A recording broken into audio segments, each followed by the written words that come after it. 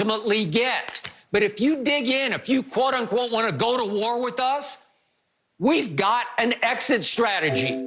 We've got Andy Dalton, who's made 3 Pro Bowls and taken 4 teams to the playoffs in Cincinnati. That will work. I'm good with that. As a Cowboy diehard, I'm okay with that plan B. I want plan A, and I still believe plan A is going to happen because of Andy Dalton. But if plan B has to kick in, I'm good with it because Andy Dalton could win 10 games with this team. He could get this team to the playoffs. You keep saying that Dak is trying to go to war, but you guys started this war. When you went up there at the Combine 2 years ago and said Dak was going to need to give me a discount before you even started negotiating. So you already, how long, you going to fire in the DMZ zone, and then you're going to talk about, oh, Dak wants war. Dak wants fair compensation. The question is, Skip, that I have for you is this out-of-bounds money on the old contract or the new contract the NFL is about to sign with this 17th game and this new TV contract? Is it out of bounds for that, or is it out of bounds by the old standard? Because the old contract does not matter. The new standards. It's way out of bounds. Yes. No. But see, everybody keeps saying he's asking for out of bounds money. They keep putting that out there. I know. That's the Cowboys putting that out there. But like I said, I ain't gonna even get into all that, all this and all that. But that's neither here nor there. Now, but I know they feed you information. They feed you. I get it. Calvin Watkins get a little bit here and there. Clarence Hill Jr. get a little bit here and there. I ain't gonna get into all these numbers. All I'm saying, when they tell me how much is fully guaranteed, I'm not talking about being the highest paid. I'm not talking about you're going to get another $15 million at the start of the league year. I'm not going to talk about you got $30 million, $35 million guaranteed against injury.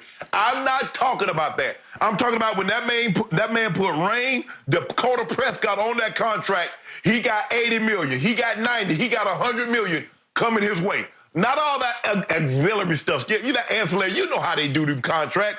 They got like 55 pages and only one page matter. The page that says, hey, you got X amount of money fully guaranteed. Skip, y'all made this contentious because they should have never got to the end.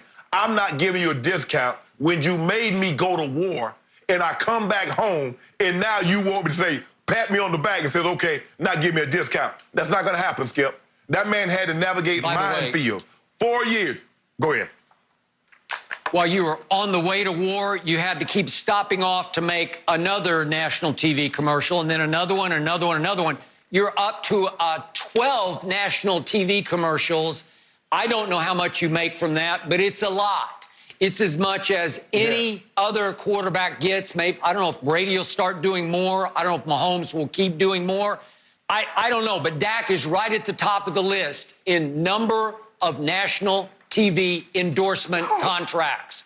It's only because he is the quarterback of America's team. That's what happens. That's part of the package. That's a perk of your existence because you happen to get picked in the 4th round by the Dallas Cowboys. You have to factor that into your earning power. First of all, I want you and Jerry Jones to stop pocket watching what Dak got going on. Second of all, let me ask you a question. If you're the Dallas Cowboys quarterback and you win on average, say, like 7 games, 5 games a season, how many of those national commercials? Because remember, Michael Jordan said it best. Michael Jordan said that was my best selling point. Yeah, Gatorade and Hanes and all that other stuff was well and good. But if I'd averaged 2 points and 3 rebounds, ain't no Nike, ain't no Gatorade, ain't no Hanes. If Dak was not putting up those numbers, if Dak was not taking teams to playoffs, he's not getting those national ads. And everybody, hold on. Is Baker Mayfield getting commercials? He's in Cleveland. So if you're the quarterback, you're going to get an X amount of commercials. Now, if you win, you're going to get even more. So stop making it seem like only Dallas Cowboy quarterbacks have national ads, generate revenue outside of football. Stop that, Skip Bayless. You know that's not true. Okay. Do not forget. The Dallas Cowboys have the 2nd most Pro Bowlers over the last decade in the NFL. That means they have drafted extraordinarily well, thanks to Jerry Jones, who did it again. He won the draft. He did get CeeDee Lamb, and then he drafted 5 other players who were steals at the slots that he took them. because of that, that has to appeal to Dak's winning pride. He has to see what's there and say, man, we got a chance to win it all next year, thanks to Jerry and the personnel department and the people who have helped put pieces around Dak. The pieces are in place. He's not playing for the Bengals. He would have a harder time living up to those national ads if he were the Bengals quarterback. But he's not.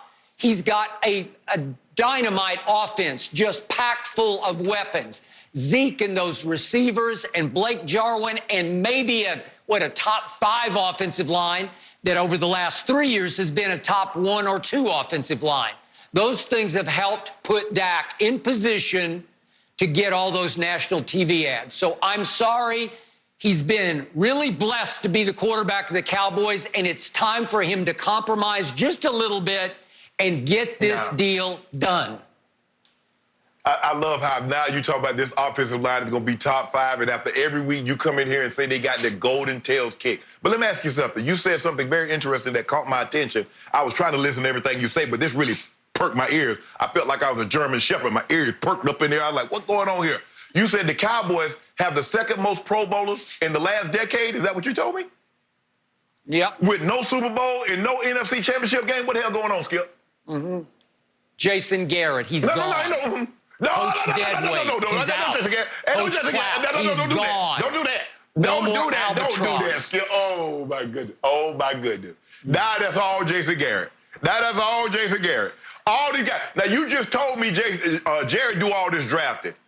Jerry get all the credit, and Jerry got none of the blame. But it's going to be very, very interesting. I'm going to see who y'all going to blame this year. Jason Garrett gone. Jason said, y'all can't blame me. But you know what? They're going to say, what you going to do when you start losing, you're going to say, Mike McCarthy got to get him out of that loser's mentality that Jason Garrett left. I already know what y'all going to do. I already know. Hey, worst case, maybe Andy Dalton makes his 4th Pro Bowl. Whatever. We have not talked enough about OBJ lately, and I'm curious if the receiver is primed for a bounce-back season. We go there next on Undisputed.